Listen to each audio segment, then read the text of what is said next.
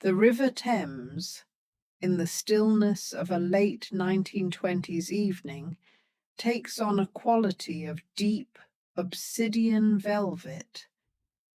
Here, just outside the bustling heart of London, where the city's light only registers as a gentle amber smudge on the horizon, stood the houseboat that served as our setting. Her name was the Golden Scarab, and she was the floating sanctuary of Sir Alistair Croft. Sir Alistair was an archaeologist of considerable, if controversial, renown.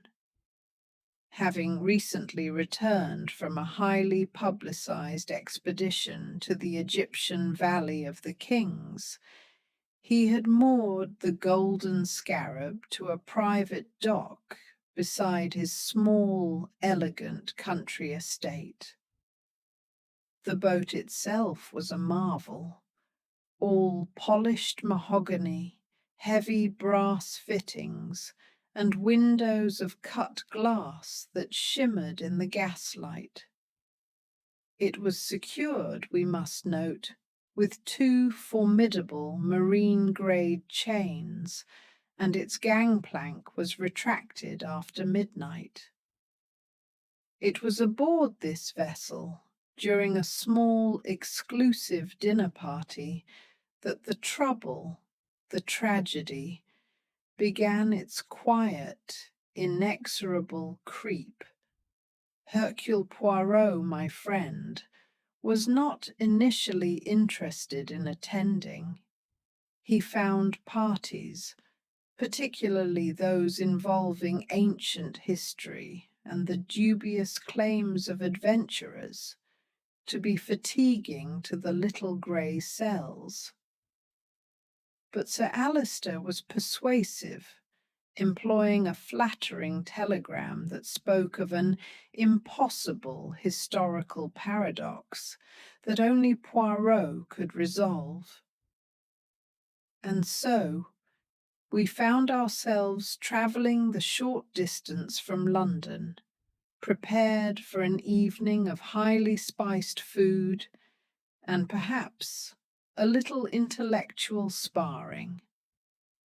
The guests that evening were 5 in number, excluding Poirot, myself, Captain Hastings, your humble narrator, and the domestic staff, the quiet cook, Mrs. Higgins, and the indispensable boatman, Mr. Sims.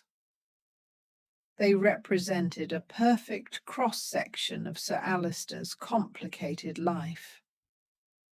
First, there was Lady Evelyn Croft, the victim's wife. She was a woman of cool, chiselled beauty, often obscured by a look of permanent, soft fatigue. Her life, we gathered, had been defined by waiting for Sir Alistair to return from the desert, waiting for him to settle down, waiting, perhaps, for freedom.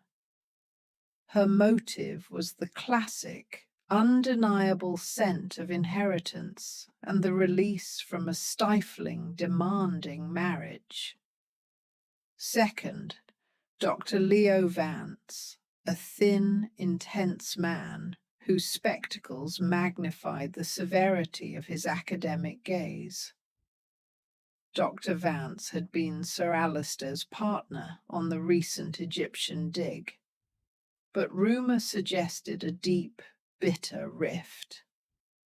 It was widely believed that Sir Alistair had claimed sole credit for the discovery of the tomb of the silent god, a find that Vance felt rightly belonged to him. His motive was, therefore, professional envy and stolen reputation. Third, Miss Zara Varden, Sir Alistair's personal secretary. Young, striking, and dressed with a theatrical flair that spoke of deep, suppressed emotions. She knew all Sir Alistair's secrets, the financial dealings, the temperamental outbursts, and perhaps the more tender secrets of the heart. Her motive was the murky territory of blackmail or disappointed love, a discarded confidant with dangerous knowledge. Fourth, Colonel Marcus Sterling, a retired military man, broad of shoulder and florid of face, who treated every conversation like a deployment. The colonel was known to be heavily invested in a disastrous South American mining venture, and Sir Alistair was his primary creditor, holding the mortgage on his ancestral home. The colonel's motive was purely financial desperation, the need to silence a debt collector before ruin arrived. And finally, Mrs. Higgins, the cook. She was a figure of quiet competence, serving the multi-course meal with the rhythmic, unseen efficiency of a well-maintained engine. Poirot noted, however, a barely perceptible tremor in her left hand as she served the spiced wine. Her motive, unknown to the guests, was a deeply buried, long-held family revenge for a great injustice committed by the Croft family decades prior. The dinner itself was an elaborate affair, rich with the spices of Cairo and the heavy wines of France. Conversation was stilted, polite, and brittle, with the tension thick enough to stir with a spoon. Sir Alistair, seated at the head of the long mahogany table, presided with a boisterous, almost manic energy, occasionally bursting into laughter at his own jokes. It was during the final course, the mango ice and the strong, bitter Turkish coffee, that Poirot noted the unique, almost ritualistic way the host concluded his meals. Sir Alistair, a stickler for tradition, insisted on personally dispensing 2 specific digestive aids, a rare, high-quality cigar and a tiny crystal cordial glass of a deep amber liquid which he called his elixir of the pharaohs. The elixir, he explained with theatrical flourish, was an ancient Egyptian digestive tonic, brewed from herbs found only in the Valley of the Kings. Only Sir Alistair himself touched the bottle. He poured a small amount for everyone, including himself, except for Mrs. Higgins, who remained in the galley, and Mr. Sims, who was already securing the boat for the night. As the small, bitter glasses were emptied, and the guests settled back with their cigars, a languid silence descended. Poirot himself had politely declined the elixir, preferring a simple, soothing peppermint tea. It was precisely 10 minutes later, as the ship's clock chimed 11, that Sir Alistair Croft leaned forward, his face suddenly slack, his hand spasming. And then, with a sound no louder than a dropped glove, he slipped from his chair and fell to the velvet carpet, dead. The impossible crime had begun its silent presentation. 2. The crime discovered. The immediate aftermath was a study in stunned silence. A gasp from Lady Evelyn, a sharp, choked noise from Miss Varden, and the Colonel's immediate, almost clinical order. "Nobody touch anything. Leo, check him." Dr. Vance, despite his rivalry, moved quickly, kneeling beside the fallen archaeologist. He confirmed the obvious truth within seconds. Sir Alistair Croft was gone. The cause, Dr. Vance pronounced, was likely a sudden, massive cardiac event, perhaps brought on by the rich food and high excitement. But Poirot, ever the connoisseur of human drama, was not convinced. The way Sir Alistair had grasped at his throat, the suddenness of the collapse, the complete and instantaneous cessation of life, these were the signs of something more calculated, more malignant than nature. Our first order of business, dictated by the Colonel's military efficiency, was to summon the police. But this is where the impossibility of the crime presented itself, like an unwelcome, silent guest at the table. The boat, the Golden Scarab, was a fortress of tranquility. We quickly found Mr. Sims, the boatman, asleep in his small forward cabin. He confirmed that precisely at 11 p.m. he had retracted the single heavy gangplank and secured the 2 heavy mooring chains. The boat was now resting 8 feet from the private dock. There were no dinghies, no ropes, and the sheer hull offered no handholds. The windows were too small and too high for any human to pass through, and the main door, the one leading to the deck, was locked from the inside by a massive brass deadbolt that required a heavy key. The boat was, in the language of detection, a locked metal box.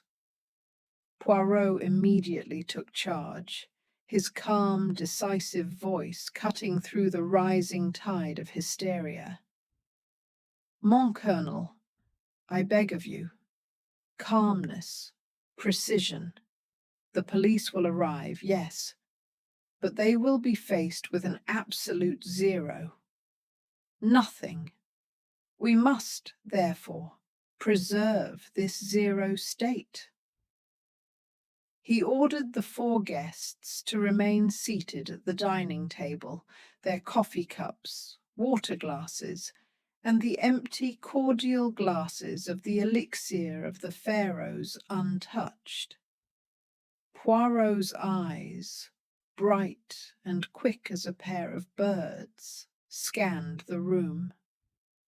He noted the precise positioning of the cigar ash, the exact angle of Sir Alistair's fallen body, the faint, shimmering reflection of the gaslight on the polished surface of the table. "The great error," Poirot murmured, addressing the silent room, "is to believe that the crime is impossible simply because no one could enter. Perhaps the crime was executed by someone who did not need to leave." This, of course, brought the suspicion immediately onto the 4 remaining guests.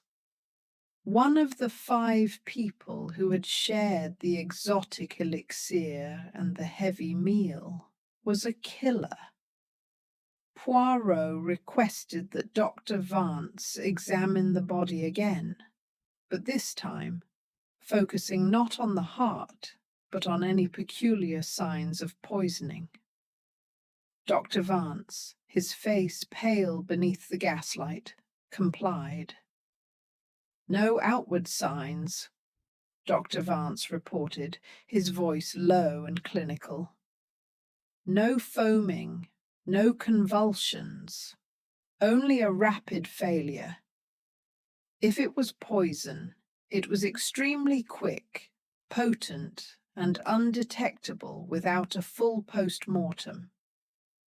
Something neurological, perhaps. Poirot paced the length of the dining room, a slow, thoughtful promenade that emphasized the room's confines. He paused at the cabinet where the bottle of the elixir was still sitting, slightly uncorked. "And the time?" Poirot asked. "The doctor here says death was sudden. But was it simultaneous with the swallowing of the poison?" Dr. Vance shook his head. "The collapse occurred 10 minutes after we all consumed the elixir. That is a crucial point. If the poison was instantaneous, Sir Alistair would have collapsed immediately. This suggests a slow-acting or delayed reaction alkaloid, something with a latent period." Poirot gave a slow, satisfied nod. "Ah, oui. A delayed reaction. This gives the murderer the gift of time. Time to clean, time to hide the instrument, time to rely on the locked boat to confuse us all." The essence of the impossible crime was now clear.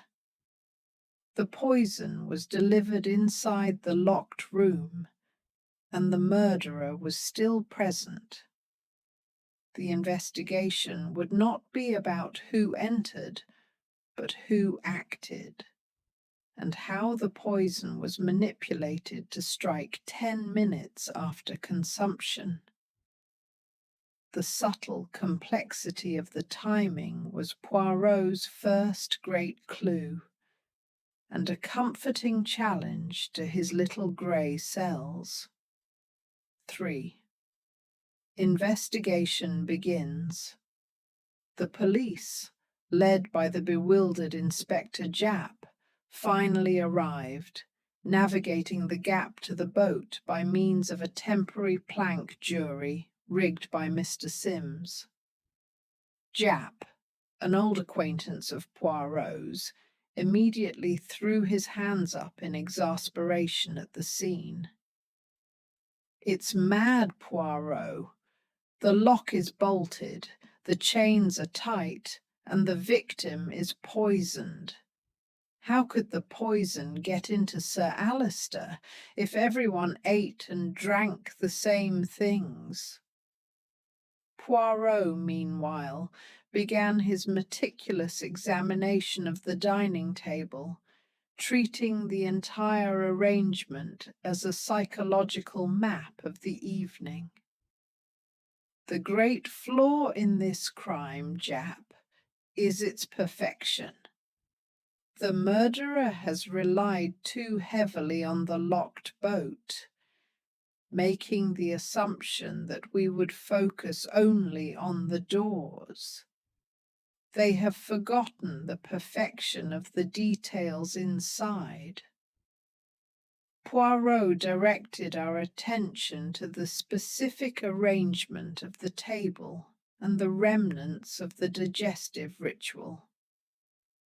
The elixir bottle, still sitting in its spot. Poirot noticed the small glass stopper next to it.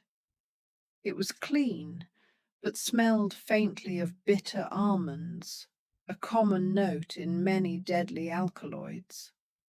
the glasses. All 5 cordial glasses, small and tulip-shaped, were identical. But Poirot noted a slight discoloration, a faint, almost invisible smudge of yellow-brown residue on the base of Sir Alistair's glass, and only his. The cigar box, a heavy lacquered box containing 5 expensive Havana cigars. Poirot lifted the box. It felt perfectly normal. "Tell me, Captain," Poirot asked, "how did Sir Alistair pour this elixir?" "I was paying attention, yet the memory feels slippery." I recalled the moment with sharp clarity. Sir Alistair stood up, held the bottle, and moved around the table. He filled his own glass first, then Dr. Vance's, then Miss Varden's, then the Colonel's, and finally Lady Evelyn's. He then placed the bottle back and sat down to drink. "Mais non," Poirot corrected gently. He poured his own last, a small, crucial distinction. He poured Vance, Varden, Sterling, Lady Evelyn, and then his own. This sequence was vital. The murderer needed to ensure that only Sir Alistair received the fatal dose, and the act of administering it had to be completely covered by the host's own eccentric pouring ritual. Poirot theorized the poison was not in the bottle, but in Sir Alistair's specific glass. The yellow-brown residue was the dried remains of the delivery mechanism. The murderer must have predosed the glass, Poirot concluded. It had to be coated with a highly concentrated, delayed action poison that would dissolve only upon contact with the alcohol in the elixir.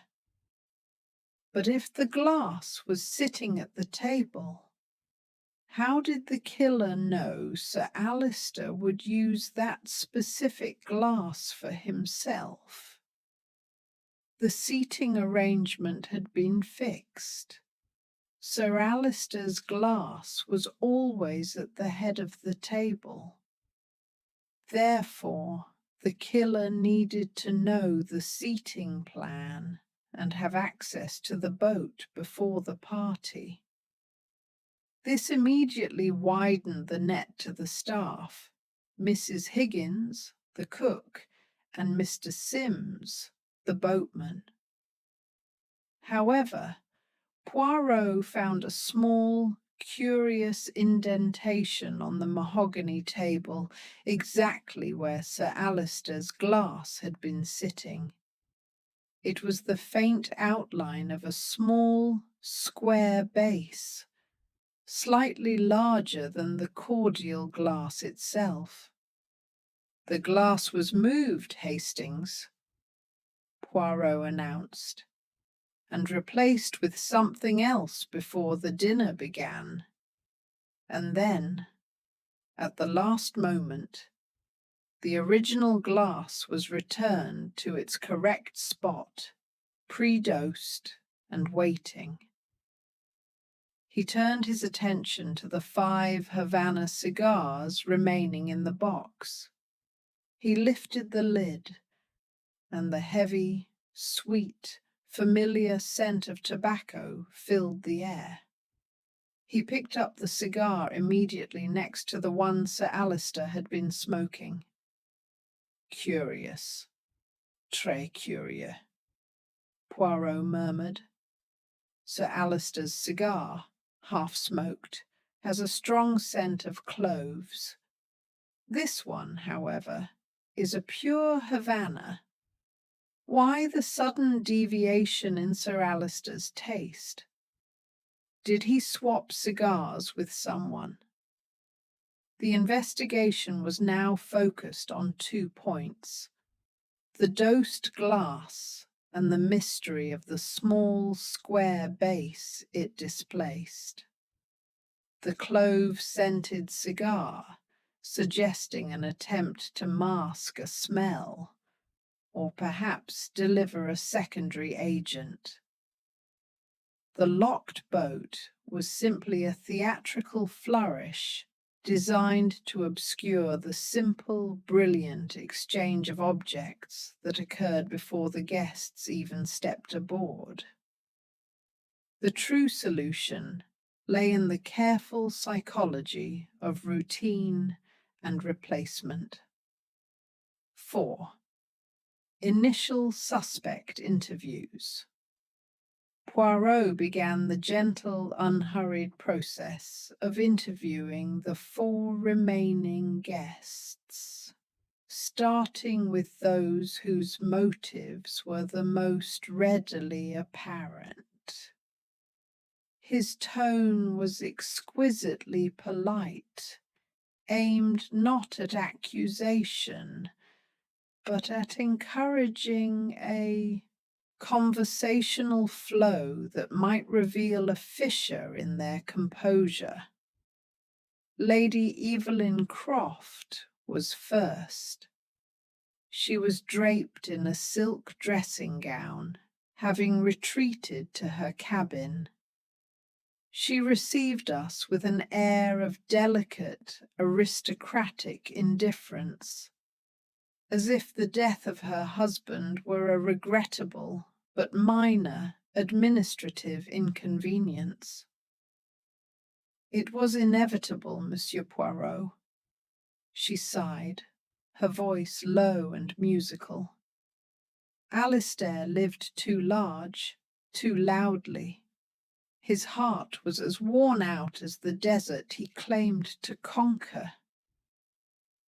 Poirot asked her about the seating arrangement and the elixir of the pharaohs. He was terribly rigid about the seating, she recalled, twisting a velvet tassel on her gown. I was always at his right, Colonel Stirling at his left. He insisted on pouring the elixir last for himself. It was a theatrical gesture, saying, I must ensure it is safe before I drink it. A man obsessed with control. Poirot then introduced the first red herring, the cigar. Did Sir Alistair smoke the clove-scented cigar often, madame? Or did he swap it with someone? Lady Evelyn frowned, truly puzzled for the first time. Alistair detested clove.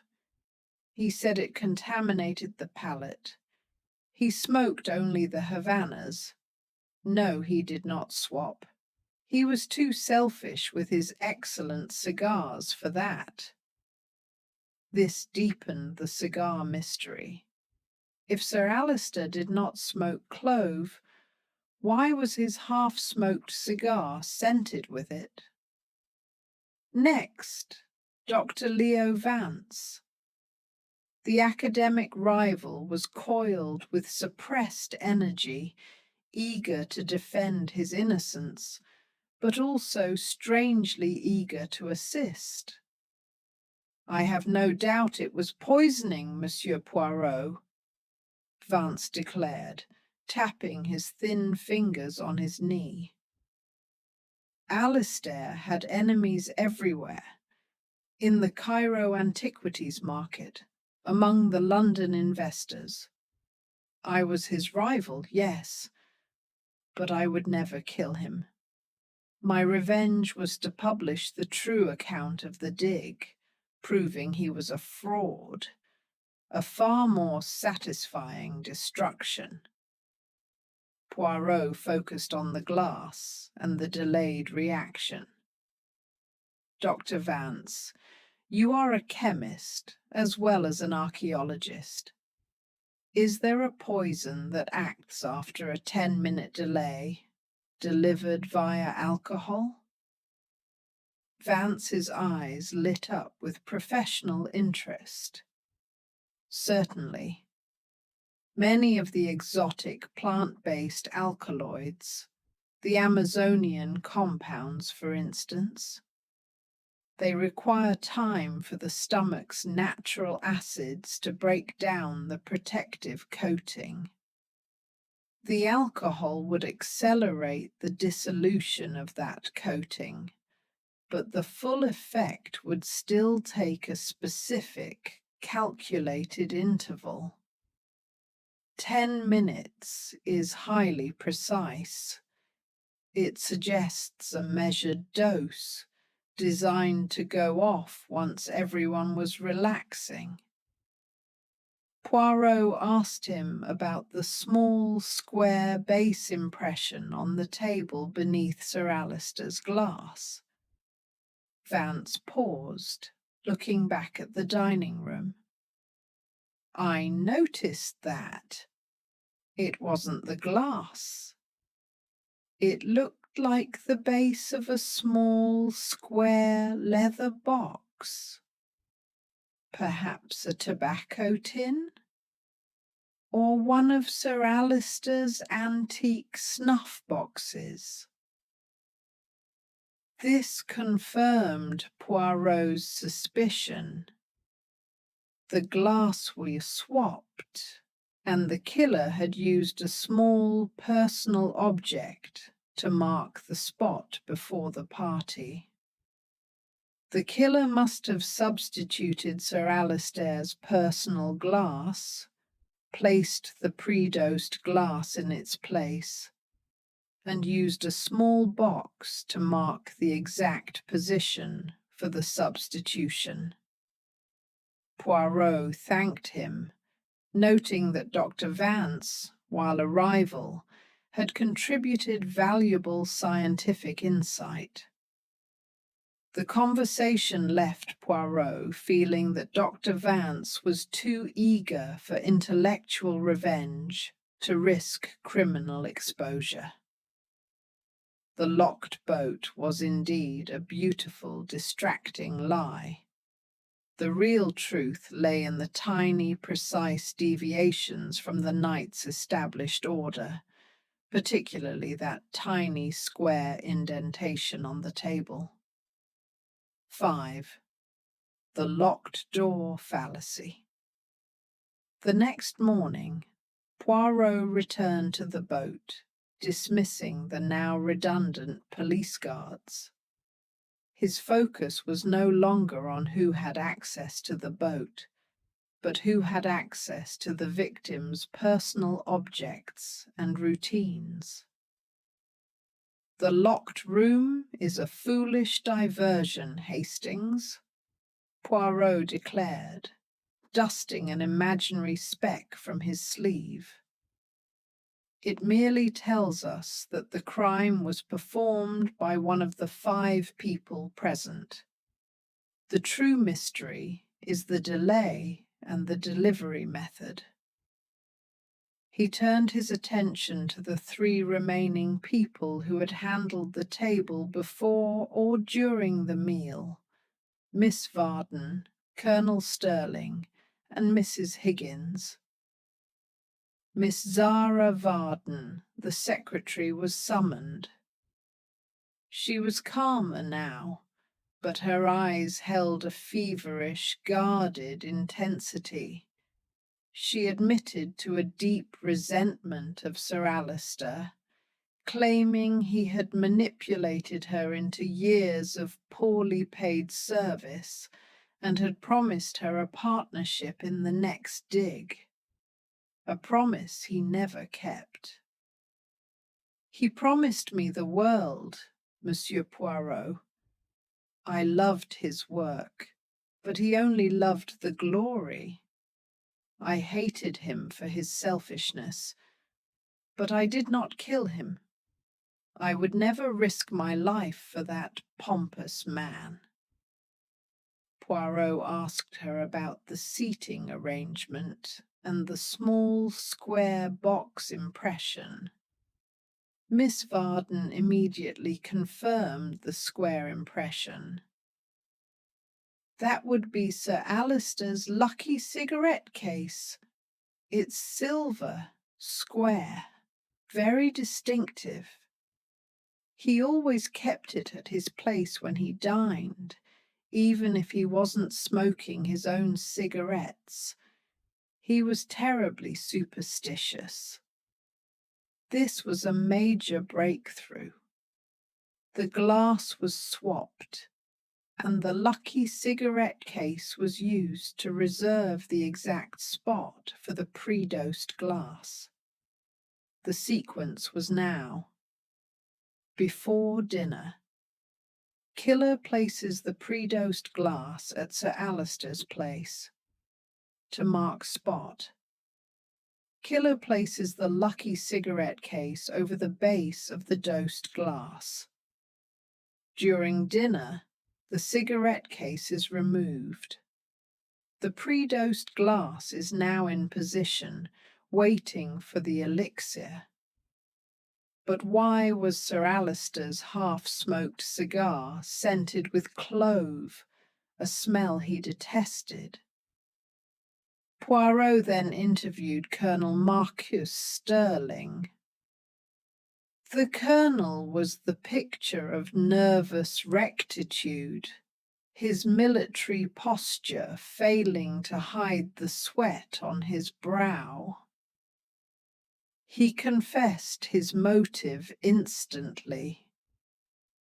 Sir Alistair was demanding repayment of the mining loan, and the colonel's estate was forfeit by Tuesday. I am ruined, Poirot. Ruined. But murder? No. I am a man of honour. I saw Alistair collapse. I checked his pulse. I tried to save him. The debt be damned. I would never commit a cowardly act of poison. Poirot asked the colonel about the clove-scented cigar. The colonel's eyes widened slightly. Clove? Alistair detested clove. But I smoke clove cigars. I find them wonderfully soothing. I brought my own, which I smoked after I finished the Havana Sir Alistair provided. So, you smoked 2 cigars, mon colonel? Poirot asked gently. No, no. I smoked only the Havana from the box. But, wait. When Sir Alistair collapsed, my cigar fell from the ashtray onto the carpet. I picked it up, replaced it. Perhaps I picked up his by mistake. It's possible in the confusion. This was a classic red herring. The cigar confusion was not the poison method, but a distraction caused by the colonel's guilt and panic. The real poison was the elixir. The clove scent was merely a benign confusion caused by the colonel's trembling hand replacing the wrong cigar. Poirot, however, filed away the detail that the colonel smokes clove cigars. The locked door had simply obscured the personal item swap. The true complexity lay in the delay of the poison.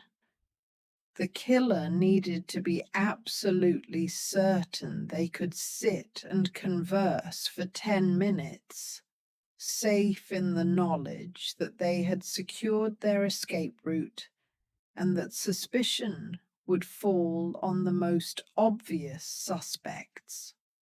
6. Clues and red herrings. The investigation shifted to the staff, particularly Mrs. Higgins, the cook. She had not consumed the poisoned elixir, so her motive for revenge must have been overwhelming. Mrs. Higgins was a woman carved from granite, her features set in a permanent expression of weary resignation. She admitted, without prompting, to her motive. Sir Alistair's grandfather had destroyed her family's small farm 30 years ago through a fraudulent land deal. They deserve to lose everything, Monsieur Poirot, she stated flatly. I have waited years for justice, but I would not poison the master. I despise him, yes, but I respect the law. Poison is messy. I was in the galley, serving the coffee. I did not enter the dining room after the dessert was placed. Poirot checked her statement against my memory and that of the other guests. It was true. Mrs. Higgins's last appearance in the dining room was at 10:45 p.m. The collapse was at 11 p.m. She was in the galley, preparing her cleaning solution. Poirot asked her about the elixir of the pharaohs.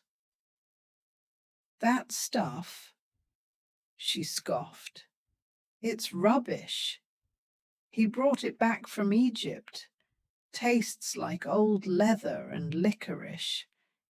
He kept the bottle locked in the liquor cabinet until just before he served it. He was obsessed with keeping it secret. This introduced a new layer of control. The liquor cabinet key. Poirot immediately went to the cabinet. It was a beautiful piece of craftsmanship, locked with a small, intricate brass key. Sir Alistair kept the key on his personal keyring, which was now in the possession of Inspector Japp. The key had not been removed. This meant the killer must have either A. had a duplicate key, B. poisoned the elixir before the bottle was placed in the cabinet. But if the entire bottle was poisoned, everyone would have died. The poison was targeted at Sir Alistair's glass. Poirot returned to the yellow-brown residue on the base of Sir Alistair's glass. He took a sample, placing it carefully in a small, sterile tube. He then turned his attention to the one place everyone had ignored, the ashtray. Sir Alistair's half-smoked cigar was still there, the scent of clove faint but present. Poirot placed the cigar under a magnifying glass. Near the tip, where the ash had begun to form, he found a tiny, almost microscopic pinprick in the paper wrapping. It was perfectly round, barely visible. "Aha!" Poirot exclaimed, his eyes shining. "This is the second great red herring, Hastings. The cigar was not a method of delivery, but a marker." He theorized. The cigar was part of Sir Alistair's ritual. The killer knew the colonel smoked clove. The pinprick was placed there by the killer, knowing that in the confusion the colonel would accidentally swap the cigars. The killer did this to plant a false clue, suggesting the poison came from the cigar, thus implicating the colonel, the obvious debtor. The true solution was the glass, but the key to the glass lay in the timing of the replacement. The killer needed to replace the dosed glass with Sir Alistair's normal glass just before the elixir was poured. But Sir Alistair was rigid about his ritual. He poured for others first, then himself. Poirot now realized the flaw in the elixir of the Pharaoh's ritual. Sir Alistair poured 5 glasses, but there were only 4 guests, plus himself. The total count was 5. The pouring sequence was Vance, Varden, Sterling, Lady Evelyn, Sir Alistair. Wait. The person who poured the elixir was Sir Alistair himself, and he poured his own glass last.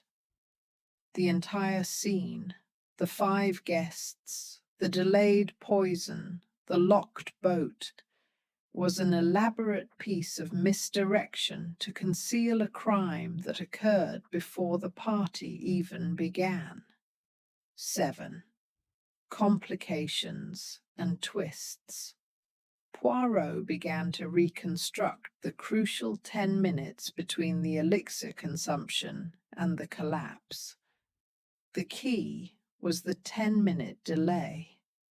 The poison was designed to strike after the host was sure he was safe and everyone had relaxed. The final piece of complexity lay in Miss Zara Varden's secret. Poirot pressed her about her relationship with Sir Alistair, not for romance, but for knowledge. Miss Varden broke down, revealing she wasn't just his secretary. She was his silent partner in a far more lucrative and illegal enterprise. Alistair wasn't just an archaeologist, Monsieur Poirot. She wept. He was an importer of stolen artifacts. He brought them back, disguised as common cargo. He used the cigar box to smuggle tiny, precious gems. This explained the square silver cigarette case. It was not a lucky charm. It was a smuggling container. Sir Alistair used it to mark the precise spot on the dining table where he would place the latest, smallest gem during the dinner for a quick, secretive exchange with a potential buyer among the guests. The cigarette case was not marking the poisoned glass's spot. It was marking the gem's spot. Poirot immediately summoned Dr. Vance and Colonel Sterling. Poirot. Dr. Vance, did you discuss any side business with Sir Alistair during the dinner? Vance.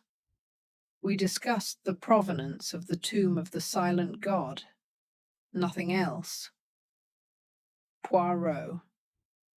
Colonel Sterling, did you observe Sir Alistair moving his cigarette case during the final course? Colonel. No, but I saw him fiddling with it earlier. He always did that when he was nervous.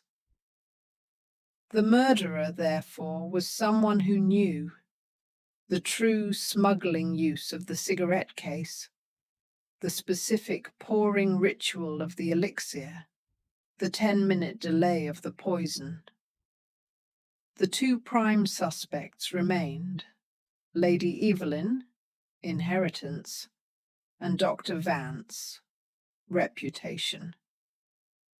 Colonel Sterling had the motive, but lacked the subtle scientific knowledge required for a delayed poison. Miss Varden had the knowledge, but lacked the clinical ruthlessness. Mrs. Higgins was out of the room.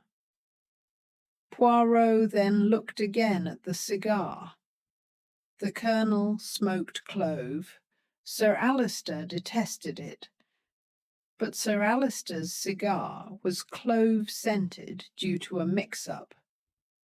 This was a deliberate complication. Poirot returned to the yellow-brown residue on Sir Alistair's glass. He placed the sample under a microscope in Sir Alistair's study. The residue was not of the poison itself, but of a common, viscous substance, almost like a very thick syrup. This syrup, Poirot deduced, was designed to keep the concentrated poison powder in place on the base of the glass until the alcohol dissolved it. And who was the most likely person to have access to highly viscous coloured syrups? The cook, Mrs. Higgins. Poirot now saw the truth, not in the big, noisy clues, but in the small, silent partnerships. Mrs. Higgins hated Sir Alistair and wanted revenge. Dr. Vance wanted his reputation back. They had the means, motive, and opportunity for collaboration. Mrs. Higgins had access to the boat, the glasses, and the thick, yellow-brown syrup, perhaps a highly reduced caramel glaze. Dr. Vance had the scientific knowledge of the rare alkaloid, but Poirot dismissed the theory. It was too complex, too melodramatic for the gentle murder that had occurred. The whole crime felt too controlled, too personal. Poirot needed to find the third critical item that the killer used to secure the substitution. He needed to find the object that had been displaced by the dosing of the glass. He returned to the empty dining room, which was now quiet, save for the rhythmic lapping of the water. He noted the placement of Lady Evelyn's chair, slightly askew. He noted the placement of the rug. He noted the small scuffed line on the floor near Sir Alistair's chair. It was the faintest of scratches, almost a hair's breadth long. It was the mark of a small, heavy weight being carefully dragged. The lock was not the secret. The rug was. 8. The gentle deduction. The next morning, Poirot gathered all 4 suspects and Inspector Japp back in the dining saloon. The sun streamed through the cut-glass windows, bathing the room in a dazzling, almost blinding light, revealing every speck of dust and every flaw in the mahogany. Poirot began his slow, mesmerizing exposition, starting with the crime's single most brilliant feature, the delay. The murderer did not want to strike immediately. He wanted to sit for 10 minutes, safe, enjoying the drama, knowing the host would collapse when everyone was settled and all attention was on the locked boat. He dismissed the red herrings. The Colonel's clove-scented cigar was an accidental confusion. The lock on the boat was merely a theatrical lie to force attention inward. The truth was, the yellow-brown residue and the delay of 10 minutes. Poirot then introduced the key piece of evidence, the small, thin scratch mark on the floor by Sir Alistair's chair. This mark, my friends, tells me that someone, at some point, had moved a small, heavy object very carefully. It was not the chair. It was something else. Poirot then revealed the true purpose of the elixir of the Pharaoh's ritual. Sir Alistair poured the elixir last for himself. This was his vanity. The murderer knew that and counted on it. The poison, a rare alkaloid, likely cognaine or a similar compound, disguised in a highly reduced sugar syrup, was placed only in Sir Alistair's glass, exactly 10 minutes before the collapse. Poirot focused on Lady Evelyn Croft. Her motive was financial and personal freedom. She had the access. But the scratch mark was the true undoing. Poirot asked her, "Lady Evelyn, tell me, was Sir Alistair wearing his engagement ring last night?" Lady Evelyn frowned. "Of course. He never took it off. Why?" "Because," Poirot said, his voice dropping to a decisive whisper, "the murderer did not simply poison the glass. The murderer swapped the entire place setting with one that was pre-dosed, using the cigarette case to mark the spot. But when you swap a plate, silverware, and a glass, it is a risk." The killer knew that Lady Evelyn was the only guest who was not facing the table when the elixir was served. She was sitting perpendicular to the head of the table. Then came the final, brutal realization of the method. The killer did not use a syrup to dose the glass, but a highly effective, colorless gelatin capsule filled with the concentrated poison.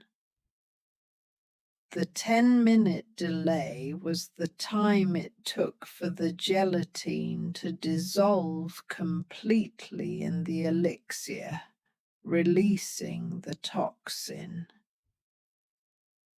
And who had access to medical grades, gelatin capsules, and the scientific knowledge to time the dissolution? Dr. Leo Vance. Poirot turned to Dr. Vance. "Dr. Vance, the small scratch mark on the floor is not from an object. It is from the heavy brass hinge of your black doctor's bag. You brought a duplicate glass, pre-dosed with the gel capsule hidden inside your bag." "Nonsense," Vance shouted, finally losing his composure. Poirot pointed to the table. "Sir Alistair's glass, pre-dosed, was swapped with a clean glass you brought. You used the cigarette case to mark the dosed spot. But you forgot one thing: Sir Alistair's custom. He always placed his heavy gold watch beneath his napkin, a small habit he had. The killer, in their haste to swap the settings before the coffee, missed the weight of the watch beneath the napkin. The real glass was swapped out with the dosed one, but the watch remained under the dosed napkin. When Sir Alistair stood up to pour the elixir, The weight of the gold watch was not beneath his hand, and he paused, confused. The killer's nerves failed, and they knocked their heavy doctor's bag just slightly, leaving that tiny scratch mark on the floor. The killer was exposed. The complexity of the poison timing and the locked room was a magnificent performance designed to conceal the simple, frantic movement of a place setting. 9. The revelation.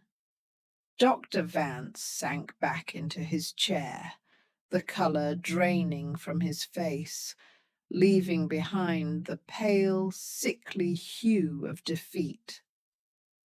It was the credit, Poirot. The discovery was mine. He stole my life's work and made me watch him reap the rewards.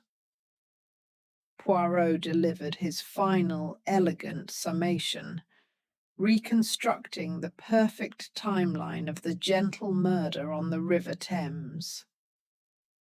The method. Dr. Vance, knowing Sir Alistair's vanity and his ritual of pouring the elixir last for himself, created a targeted poison system. He used a powerful, fast-acting plant alkaloid sealed within a thick gelatine capsule. The capsule was meticulously coated in a non-soluble wax to ensure a precise 10-minute dissolution time in the presence of alcohol and gastric acids. The setup before dinner. Dr. Vance arrives early, bringing a duplicate, clean, cordial glass in his doctor's bag. He approaches Sir Alistair's place setting. He removes Sir Alistair's own glass and silverware, replacing them with the pre-dosed glass and a fresh napkin. To secure the exact position of the poisoned glass, he uses Sir Alistair's lucky cigarette case, which Miss Varden confirmed was always on the table, as a placeholder, setting it precisely over the base of the dosed glass. The critical flaw, the watch. Dr. Vance did not realize Sir Alistair had a small private ritual, placing his heavy gold pocket watch beneath his napkin for safekeeping during the meal. When Vance replaced the setting, he failed to account for the watch's weight. The execution, the dinner. The meal progresses. Sir Alistair, the host, removes the cigarette case, leaving the dosed glass ready. At 10:50 p.m., Sir Alistair performs the ritual, pouring the elixir into all 5 glasses, his own last. As Sir Alistair reaches for his glass, his hand detects the missing weight of his gold watch beneath the napkin. In that momentary flicker of surprise and distraction, Dr. Vance, seized by panic and the certainty of exposure, instinctively nudges his doctor's bag with his foot, creating the scratch mark. Sir Alistair, quickly recovering, drinks the elixir. 10 minutes later, the capsule dissolves and the poison strikes. The perfect delayed reaction crime is executed. The aftermath. The locked boat was simply the magnificent frame the killer chose to draw attention away from the subtle human drama of the table setting. The Clove cigar was a clumsy attempt to frame the kernel. The yellow-brown residue was the thick syrup used to fix the gel capsule, a domestic material that suggested the cook, Mrs. Higgins. But the truth, mon ami, Poirot concluded, his voice radiating profound sadness, is that a great academic passion was betrayed by a small, perfect gold watch and a tiny, almost invisible scratch on the floor. It is always the details. Dr. Vance was quietly taken into custody. Order, cold and complete, settled once more upon the Golden Scarab. 10. Justice, peace, and good night. The sun began its slow, inevitable descent behind the ancient willow trees lining the Thames bank. The shadows lengthened and softened, bathing the river and the elegant houseboat in hues of lavender and dusty rose. With the crime solved and the boat secured, Poirot and I stood on the small deck, watching the river flow, indifferent to the human tragedy it had hosted. The atmosphere was no longer tense and brittle, but restorative and hushed, the peace of the 1920s countryside reclaiming its own. "It is finished, mon ami," Poirot said softly, his hands clasped over his stomach. "The little grey cells may now rest. The greatest cruelty of this case was its gentleness. A poison designed to grant the killer 10 minutes of calm conversation while their victim's fate was sealed. Such control, such arrogance. It is a crime against humanity's simple, honest chaos." I nodded, breathing in the fresh, clean scent of the water and the river reeds.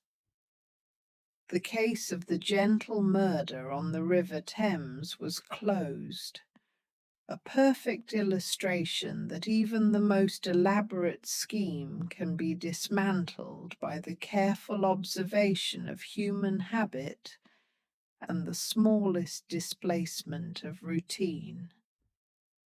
And now, as the evening settles fully and the final light drains from the sky, we too must conclude our own journey. We leave behind the dark wood of the dining room and the cold glitter of the river, trading them for the deep comfort and warmth of your own sanctuary. Allow the slow, steady rhythm of the water against the hull, that gentle, repetitive slosh, slosh, slosh, to become the rhythm of your own breathing. Let the sophisticated but soothing details of the case now fade into the distant, pleasant background of your mind. The puzzle is solved, the tension released, and the only task remaining is to drift into a deep, dreamless sleep. Thank you for joining me for this long, slow voyage into the world of Hercule Poirot. May your rest be complete, and may your dreams be filled only with quiet beauty. Good night.